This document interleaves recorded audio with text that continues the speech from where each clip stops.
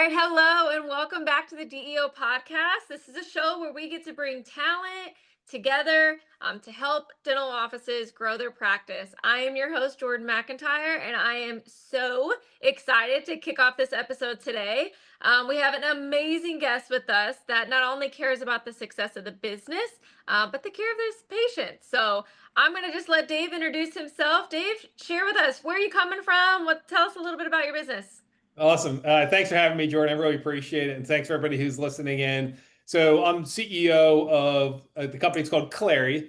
We used to be Clear and Membersy. So if people know, Clear offered a membership plan platform. Membersy offered a membership plan platform. Membersy was focused on the DSO space. Clear was focused on more of the solo practice and small group space. And we brought the two companies together a little over a year ago, and then we rebranded just recently in the last 2 weeks under Clerri, Clerri. And now we have a very large set of practices and DSOs and group practices using our platform to offer membership plans to their patients. Love it. Okay, Dave, so I'm curious, what brought the idea of bringing those two together? So what made you say, you know what, we're gonna merge Clear and Membercy? Like, what started that idea? So it actually started a few years ago. So me and the founder of Members, he got together about it's almost 3 years ago now. And what we witnessed, what we sort of saw in the marketplace was the need for membership plans and how we were helping practices really improve cash patient production and treatment acceptance and care. He was seeing it, we were seeing it. We knew there was a great solution here. We also had sort of mutual respect for each other. So there's other competitors in the marketplace, but we were by far the two biggest.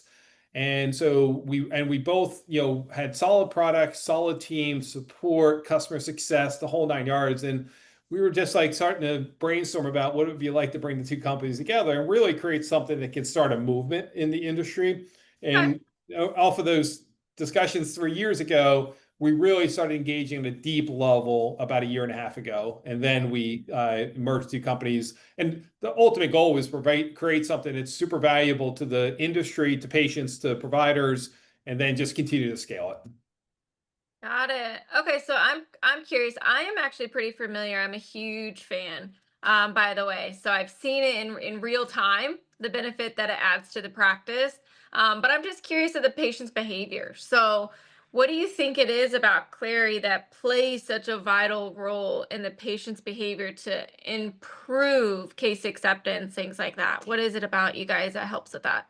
So let me give you a little background on the patients that we, the patients that we address, the needs that we address, and then why, the impact we have. Because the Love it. background on these patients is really important to understand.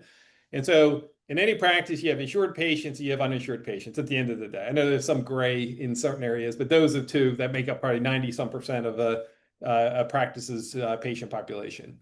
On the insured side, there's not much you can do. All right, you can try to Yeah. negotiate fees. Reimbursements are stagnant. The complexities, the whole 9 yards. I'm not going to get into that. Yep. Another discussion. Everyone listening is like, Amen. Yes. We'll stop there, right? And then you have your cash patients, and everybody loves their cash patients for a variety of reasons. But one of the major reasons is you control the environment, you control the interaction, you can provide the care that they need. Obviously, reimbursements are typically in better shape than under insurance, but the issue you have, if you really dig into the data, and this is what created the foundation for Clerri, is only about 15% of uninsured patients visit a practice every year. Let me say that again, Wow. 15%.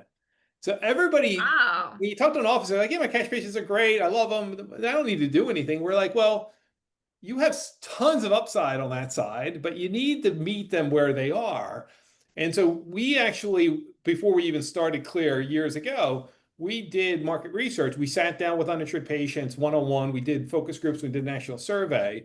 And the reason only 15% of them come into the office every year is the level, the barriers to them getting access to care are really high. So they don't know how much things cost. They have Yeah. no idea if they walk in there how much they're going to pay. They also, almost all of them have looked at buying like insurance, but they pass on it because it's complex, it's costly, right? it's just and in one of the interviews, one of the patients nailed it. They said the insurer is going to get me. I know they're going to get me, right? Because there's caveats and what you can't get, limitations, and so on. It's just tons of stuff, right? So I know Yeah, it's set offices up for the insurance. Yeah. yeah, exactly. Yeah. I know offices deal with it. Your patients, if they want to try to buy it on their own, they deal with it as well. Okay, so these barriers to getting care for a uninsured patient are very, very high. So why do only 15% come in? Because that barrier. And so what we do is we get rid of those barriers. So we create a simple subscription for your office. It's customized for your office, it's customized for your patients. And you make it really easy for them to do business with your practice. Like I buy into the subscription, I get my cleanings, my x-rays, my exams. That gets me in the door. When I'm in the hygiene chair, obviously that's where I'm going to accept other treatment. And so it becomes this flywheel of loyalty and return visits and treatment acceptance. And so you're addressing that core need, which is your uninsured patients want more care, but they need something simple, affordable, and transparent in order to get them in the chair. And what happens to now get to answer your question at a very tactical level is we actually pull data back from practice management systems and we look at the averages on our platform. So we have over 10,000 offices using our platform. We pull their data back. We look at how do our patients who have a Clerri subscription compare to cash patients. And let me give you the fresh data. This is completely up to date. Yeah, let's hear. We like the data. So So on average, our patients come in 3 times a year. For an uninsured patient, it's 1.7. Now that Oh wow. 1.7, just to really, let me just talk about the 1.7, because it could be a lot less than that, but we only count active uninsured patients. So these are the ones who actually came into your office, okay? Got it. So it doesn't even count the inactive patients still sitting there. Yeah, Okay. exactly. So it's only counting the 15% that came in, right? And so Okay. anyway, it goes from 1.7 to 3. Now, this is where it gets even better. So from a treatment acceptance perspective, our patients do 6 procedures a year, where an uninsured patient does 2.4. Oh So wow. it's like over 2x the treatments accepted. Now, here's what gets super exciting. Then on the production side, our patients do about $1,200 a year on average, where an uninsured patient will do about $500 a year. So production more than doubles. And then the bonus is no-show rate. So the no-show rate on average for an uninsured patient is 13%. They will not show up for 13% of their appointments. Our patients, our no-show rate is 5%. Oh So wow. it's less than half of what a uninsured patient. So more loyal patients come in more often, accept more treatment, drive more production, and show up at a higher rate. Like it's really, really straightforward, the impact you can have and the value to the office. And by the way, it's a value to the patient. That's the critical part. They want care. They're just right now, the barriers keep them from getting the care. What do you think it is about like an office offering Clary that really builds that loyalty with the patient? Like what is it about this program that's creating that loyalty? So we do the mechanics of it. So we create this. Okay. We'll sit down with your office, and we actually customize like the care plan you're offering. So let me give you an example. So that's one first step is making it reflect your patient base. So you can have multiple care plans under our plan. So you can have a child plan, you have an adult plan, you can have a perio plan, you can have a seniors plan, you can have a toddlers plan, whatever. We talk to you about the demographics of your patient base, and then we design care plans that align to their needs. And when we design it properly, and these care plans are aligned to the care needs of the patients, they see themselves in the plan. They say, yeah, I have a child. I see you have a child plan. And let's say you have a toddler's plan. I have a toddler. You have a plan specifically for them. That makes me feel good as a parent. I buy in and say, that's great. They're going to get the care they need. Or let's say I'm a senior. We have practices to do this. I'm a senior. Maybe financially, obviously, I'm on fixed income potentially. I want to manage my money. And your seniors plan can be more than just a subscription. So let's say it's $250 a year. You get your cleanings, exams, your x-rays, you get 20% off of other treatment. Great. I want that. But you're going to Mm-hmm. get an extra discount in the senior plan if you come in between, let's Ah, say, this is up to the practice to decide, but we have practices do this. They'll say, if you come into the office between 12 and 2, we'll give you even more of a discount. All right. So you that's a have the good idea. time. Those are those hours that, yeah, that's a great Yeah. idea. Okay. And they end up filling their sort of open chair time using a design of a care plan that aligns to a patient base that can take advantage of it. So first step to answer your question, you need to customize this to make it reflect your patient base and make sure lining it properly. And then the second thing is that's great mechanically, and that gets people into the office. But we tell the offices to treat your membership patients like members of your practice. They are people who've committed to you. They are paying you a subscription. You know they're going to be coming in, so be nice to them. Thank them for being a member. We even have offices that give little gifts to their members when they walk in the door. Oh, Like that's a good just idea. yeah, treat them differently. What you're going to get is other patients saying, "Why did that happen? Why did they get thanked? Like, who? What's a member? Right? How do I become a member?" And so you can start to create this sort of aura, right? Of we love our members and we want our members to get all the care they need and to come in more often. That is an amazing idea. I love that. Okay. So I'm curious. I'm gonna kind of be devil's advocate for those of us listening to this call, saying, "Hey, you know what, Dave? I think this is all great, but like I'm already cash, and patients are already coming in, and now you want me to give 20% discount." There's a little bit of that like hesitation. Like I'm already doing this. How? Tell me your secret. What's like if someone's listening and they're feeling that way? What would you say to kind of influence them in some way? So a couple things. What we just went through, it will influence your patient behavior. It is incredibly consistent office to office. We got thousands of data points, practice points where we show this, and we will show it to you. And by the way, when you integrate with your practice management system on our platform, we will give you your data. So you Oh, that's can watch amazing. your own data and you can say, is this working for me or is this not working for me? Right. So totally transparent on that side. Here's the other thing, though, Jordan. We also analyze the data of their uninsured patients. So I already talked about visits, right, and treatment acceptance, and so on. We also look at the average discount provided to cash patients versus membership patients. Ah. So this is the people are shocked by this, but it's not surprising once you See understand. where you're going. Yeah. Yep. So the average discount, when you add up, okay, you're offering subscription and cleaning exams, x-rays, they accept more treatment. By the way, you set the discount. It can be 10%, it can be 15, 20, it doesn't matter. Like we'll work with you to set that discount, but it's up to you to decide. We don't force any discounts on anybody. But the average discount, when you add up all the things that a patient is paying for under the membership plan, is 15%. That's what's the average on our platform across all treatment accepted and everything like that. Okay. Here's the question. What do you think? And if you don't want to guess on this, that's fine, Jordan. I'll just give you the answer. But I I'm want ready. Let's to do it. pose the question. What do you think the average discount is for cash patients, just pure cash patients who come in and they give day of treatment discount, things like that? What do you think the average discount is for cash paying patients on our platform? On your platform or outside of your platform? Well, it will be outside of ours. I'm going to Okay. quote the data that we pull back on these thousands of offices. I guarantee it's the same as all practices Okay. across the whole industry. I just don't know that for a fact. So what are they doing for discounts before they offer a membership? I'd probably say at least 25 to 30%. It's a little aggressive, but the average is 14% on a so Really? so here's the I was trying to thing. shoot high, giving everyone, some hopes up here. So, Now, some are 25, 30%. We see yeah. those. Some are down towards 5%. And so the average is into about 14%. And Okay. but here's the thing. I said it earlier, the average on our platform for subscription patients is 15%. The average for cash patients is 14, but the membership plan patients come in twice as often, accept twice the amount of care, and have a half, less than half of the no-show rate. Which patient would you want, Jordan? 1% increase in savings to get double the production seems like a Yeah, no-brainer, right? So that absolutely. to answer your question, why, should people just do this? It's because of that. You're giving the same discount, but you're getting a lot more back from the patient. Okay.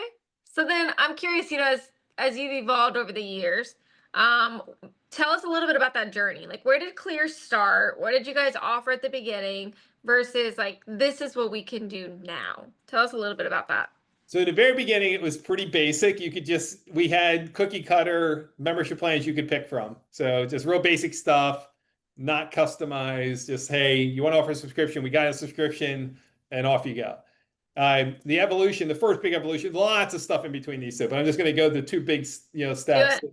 The first evolution was the customization of everything. So it's amazingly customizable for your office and for your patients, and that means something. So, and even to extend this to DSOs, we have DSOs on our platform that have hundreds of offices, and every office has its own membership plan. Like you can customize Oh, it that's to amazing. DSO. Yeah. You can standardize it if you want, but you can also customize it. Different fee schedules, different care plans, and our platform rolls that all up. So as a DSO, executive, I can see how it's doing at the highest level and drill down by region, by, whatever, by locale, by office itself. Even though they're different, we can roll it all up, the stats and the analytics. So one big thing was just getting all of that taken care of and being able to, have the platform scale across that type of capability. And then the next big thing we started doing was automation. So integrating into the practice management systems. And what that allowed us to do from an automation perspective is rather than have somebody filling out the patient information when they want to buy a membership plan, we now pull that straight from your PMS and preload our system so that a patient who wants to be added to the membership plan, you just pick their name and all their data is preloaded. And then you just need to get a credit card from them and just process it. Like you can do it in less than a minute and add a membership to their practice or to the patient. I'm sorry. But we also have, like, from an automation perspective, have done things where we can now track the benefits. So let's say you gave 2 cleanings inside your membership, they used one of them, there's one remaining. So when they walk into your office, you can now just pull up the patient and say, okay, this cleaning is going to be part of the subscription. I don't need to charge them for it. So you don't Oh, have that's to. amazing. So you'd be able to see if they've used all their cleaning or they've used that's awesome. Yeah. Okay. And then if I keep going with this, we also can post the payments, the subscription payments back into your PMS system. So nobody needs to do that manually. You have no idea how exciting that is. Okay. Love we it. we can do what we call performance tracking. So that's the idea that those stats I had about how our patients behave relative to your uninsured patients, that's now embedded. So you can see that real time, anytime you want. And then something we just released that everybody's very excited about is we have this little application that sits on top of your PMS system. It pulls the data. So it looks like you're in the PMS system. It's a better UI than the PMS Okay. system, but it sits on top of it. So this little application sits on your desktop. Anybody at the front desk can use it. And what it's doing is it pulls your patient roster for the day. It puts them in their order, right, based on their appointment times, and it gives you a quick summary of the patient and says, this is a cash patient. They have, let's say, $1,500 of outstanding treatment. And it will show you that you can provide it right to the patient, how much they'll save if they go on to the membership plan.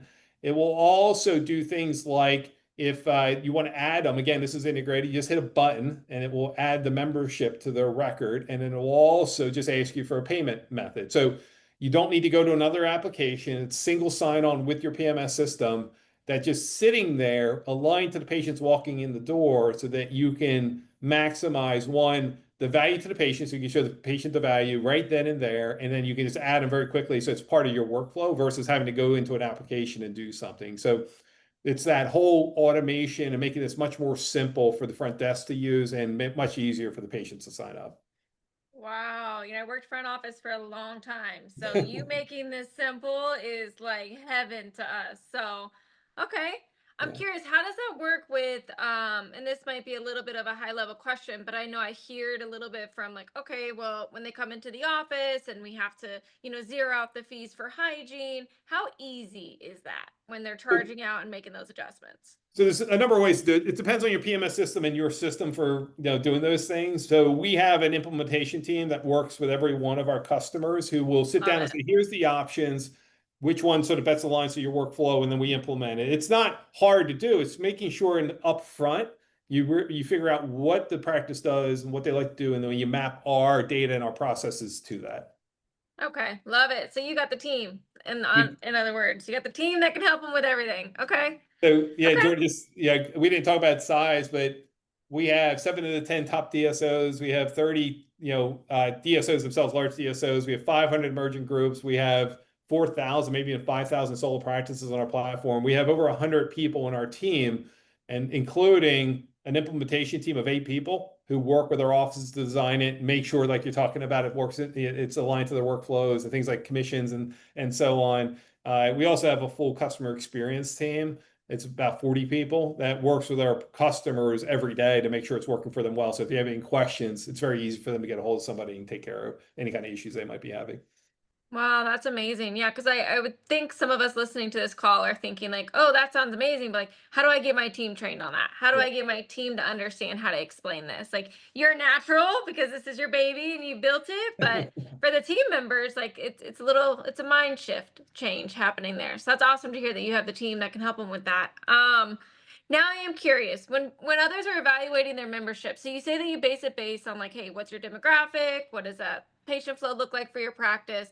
What would you say is the number one thing that current members, current DSOs, future members, what are they evaluating when they're thinking of what type of membership to sign up for?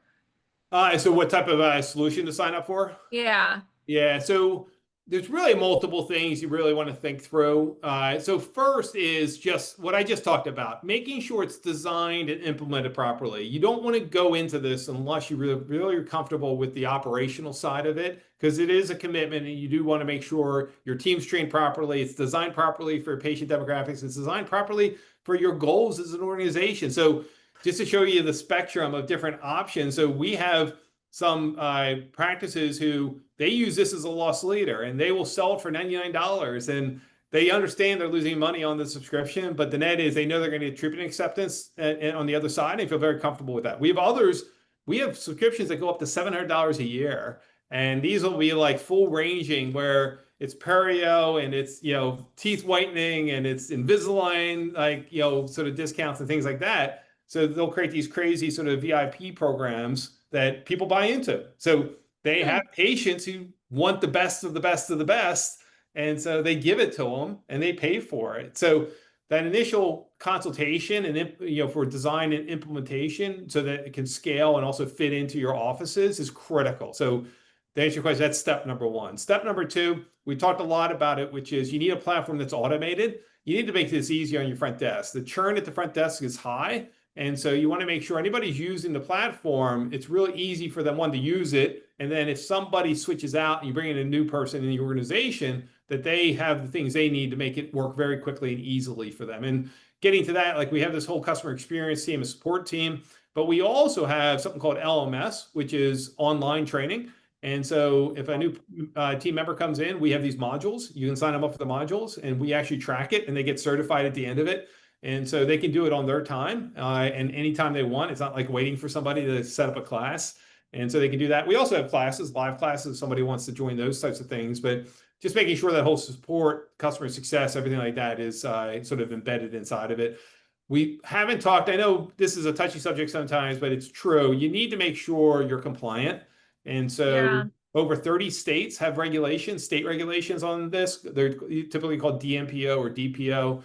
And you need to make sure you align to those and you implement everything as part of that. It includes a lot of different stuff, including things like you got to buy a bond, right, in your state and get bonded. But you also have to do things like all the way to the point where how you communicate with the patient, type of agreements you write with the patient, how they sign off on things like electronic communications, and so on and so forth. It's a long list of things Now, that do you guys help with all of that? Like you'd be able to identify like, hey, here's all the things you need to be compliant as we're rolling this out, I assume. Okay. we make it a no-brainer. So Jordan, you don't even need to think about it. We have it. It's done. So Perfect. everything's been designed to be compliant. We have a full-time compliance officer who works with all the state regulators, and so you don't need to do a thing. We have it covered across the nation. And the last thing, like I know a lot of offices have been burnt in the past around software and paying for software that doesn't pay off. And we Yeah. do two things around that to make sure you feel very comfortable. One is we don't get paid unless you get paid. So we just take a very small percentage of the subscription. And then we take just, again, a small percentage of the subscription. And then you get not just the bulk of the subscription, you get actually all the treatment that's done, everything outside of the membership plan. That's all yours. We don't touch it. And so we're aligned. Mm. So the more members, the better we do, the better you do. And so we don't go away. We are with you. We actually have a customer experience team that's with you all the time and trying to help you make this successful. And that's for me, that is absolutely critical. Like we're not burning anybody on buying software. There's no upfront fees. It's consultation. It's design all free, all the way up to the point where you launch and then you start adding patients to the platform. That's the only time we start to get paid. That's awesome. So basically, the office success is your success. So your success is our success. I love that mentality. Okay. So I'm curious for offices that have insurance. We've talked a lot about cash patients that don't have insurance. How can offices that do have insurance is this like an alternate benefit that they can offer their patients? Is this, how do you tackle that? So yeah, as far as using this within the insurance patient base, you have underinsured patients that could use this very well, right? There's some insurance. It is not, I mean, you should just tell them to, the patient, stop using it, stop paying for it. It's just a waste of Yeah. time, right? And just rip it out and put this in. And there's other situations where an insured patient runs up against their benefit limits and they just need more coverage because they have more care that's needed. And you can always sort of slot this in when that happens. But the bigger play with this is once you get it established, once you start to get patients on the subscriptions, you can start to pull away from your bad insurers. So we actually will help with this analysis where I don't know if you know the average, but average in the US is each dental practice is in a network with 12 insurers. That's the Okay. average. And what you see is sort of this big trailing tail on these things. So Delta Dental might be number one, you know, MetLife might be number two, and whatever might be Aetna might be number three. And then the tail is really long of these tiny little insurers that some people don't even know the names of. It's crazy. They don't even know they're in network with them. Uh, Yeah, and those insurers, what we tell practices to do is let's take a quick analysis of it. How much production are they generating? How much discount are you giving on those insurers? If the discount's high, production is low, drop them. Just drop them. Like, and it actually, you can start to get into this. You're building a muscle for going out and networking with the dental insurers. And that's the amazing. subscription can take the place of that. So you can get some of those patients who have some of these insurers move over. Some won't because they're getting subsidized by their employer, but you're freeing up time, your chair time for these subscription patients. And all you're doing is starting to drop these small insurers that don't have an impact on your revenue or your profit anyway. And once practices start to get that muscle building, they start to move up the stack and they start to get out of network with more and more insurers as they go along and they get confident in their ability to move. So that's really the play is you start to reduce your reliance on insurance is really the play as far as Clerri and long time how you start to impact your insurance side of the business. Yeah, that's awesome. So it's really a strategy that we can use to, it's like Absolutely. a exit Absolutely. strategy. Okay. Yeah. Yep. I love that. And that's super powerful because as we all know, as we're like strategizing and cutting insurance, our fears like, are we going to lose our patients? Are we going to lose our patients? So what I'm hearing is this is a way that you can be proactive of giving them options before you kind of rip that band-aid off. So that's Exactly. awesome. Okay. And do you have any like success stories from whether a large DSO? Like tell me about like your most like what are you so proud of? What success story do you got? So on that side of the things, just as far as insurance is concerned, we're always proud of patients to get more access to care, practices building and growing production, and then a third is them getting less reliant on insurance, given all the pains that they've created. We have a case study up on our website at clerri.com, CLERRI.com. And you can see there's an area with case studies and things like that. But in this one instance, actually, they moved to a membership plan. They then decided, once they got established, they decided to get it totally out of network with the insurers. And their estimate was they were going to lose about 30 or 40% of their patients. They lost, I think, I can't remember the exact number. It was somewhere around 5% of their patients. So they doubled production with their patients that they joined the membership plan, and they only lost 5% of their patients. They became much more profitable, and they also independent, right, outside the insurance network. That is what I'm most proud of, Jordan, because one is patients got access to the care they need, but in addition to that, the practice got the freedom Yeah. to practice medicine or the way they know how to practice it without a third party telling them what to do. Wow, that's amazing. It's like ripping off those little gold handcuffs, and you're like, yay! And I love that. we hear it over and over again. You got to be careful about it. I'm not saying it's like I'm not trying to be flippant about it, but every practice we know who's moved away from insurers has actually built their business, not lost business. And so Yeah. if you do it in the right way, it can be very successful. Okay. Well, I absolutely love that. I mean, this has been super impactful. I work with members day in and day out. Again, huge fan. So I definitely see the benefit in the practices that I support. So it's been awesome actually having a full conversation with the man who actually has created it, building this behind the scenes. But I am curious. I know you've come a long way. We've started from where we started, where we're at now. What's the big vision? Where, like, what's to come from Clerri? I would say probably three things. One is just getting closer and closer to the PMS and the workflow. So we have really good relationships with the PMS vendors, and we're trying to figure out how do we make our workflow part of their workflow, and so it's seamless. And so I talked about some of the things we've done. We're going further into that. So just make it a no-brainer for the offices to implement and manage a membership plan, just totally like on autopilot. Um, that's number one. Number two is we see the need to continuously improve the customization based on individual patient needs. So it's great that we can do it at a practice level based on demographics, but what if we could actually create a membership plan just for a patient based on their record, their history of treatment, and what we expect them to have in the future? That is the ultimate place to go. We're playing with some models there, and I hate to use the word AI because I think people are totally misusing it, but we're using methods, right? Somewhat, machine learning, probably more than AI methods, to figure that out. And so in the future, you could see a thing where a patient gets a email or whatever, a text message that says, "Hey, we have created a care plan just for your oral care needs. Here, you can take a look at it here." So that's one avenue we're exploring. And then the other is our networks are getting big and it's getting bigger every day. And right now we go, we work with dental practices to help them, offer subscriptions in their patient base. And then any new patient walking in the door, I see a day when actually we're competing with insurers. So we're not just in the office, we're now offering ourselves outside the office to employers and groups and things. Oh, that's amazing. That's ultimately where we're going to go. I absolutely love that. That's huge. Yeah. Love that. Okay, so I'm curious if a member wants to reach out to you, or if you have a listener today and they're like, you know what, this sounds interesting. I'm ready for the next steps. What is the next step? How do they get in contact with you guys?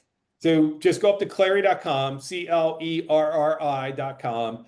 All kinds of options up there. I mean, you can look at more detail about us and case studies and all that good stuff. There's plenty of opportunities up there to book a consultation, and we'll just have one of our team members get on a call with you and just show you more detail, answer your questions, and just make sure you get all the information you need to make a decision.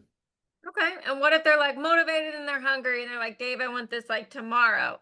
Realistically, what does that onboarding timeline look like for offices? So our average onboarding time from first call, so they call up, they set up this meeting, they talk to one of our consultants. We can have you implemented in 2 weeks. Totally Oh, implemented, wow. trained, implemented. It's just a matter of the typical issue we have is not our team's ability to execute. It's just getting the time, your time set aside so that you can get trained, your team members can get trained. And then, so that would be like either a solo practice or a small group practice. When you get into larger groups, again, it's just depending on your time frame and when you can get your teams together to get them trained. But we've done very large implementations in a month. It can get stretched out to 2 months or so if you want to spread it out. You don't want to go as fast as probably you could go. It's mostly up to you. Think short end 2 months. I mean, sorry, short end 2 weeks up to let's say 2 months, and it's up to you to determine sort of what works for you. I love that. Okay, well, this has been super helpful. I appreciate all the perspectives. So I'm excited for those of you listening. Check it out. Again, huge fan. I've seen it firsthand, the difference that it's made and just the impact that it has on the practice and the patients accepting treatment. So, Dave, I really appreciate your time. Any last words you want to say before we kind of wrap up today? I said my last words is just give it a try. We'll show you your data. There's no risk. You don't pay for anything unless you actually get money. So just give it a try is the net. And Jordan, I really appreciate you having me on the podcast and also for everybody listening in.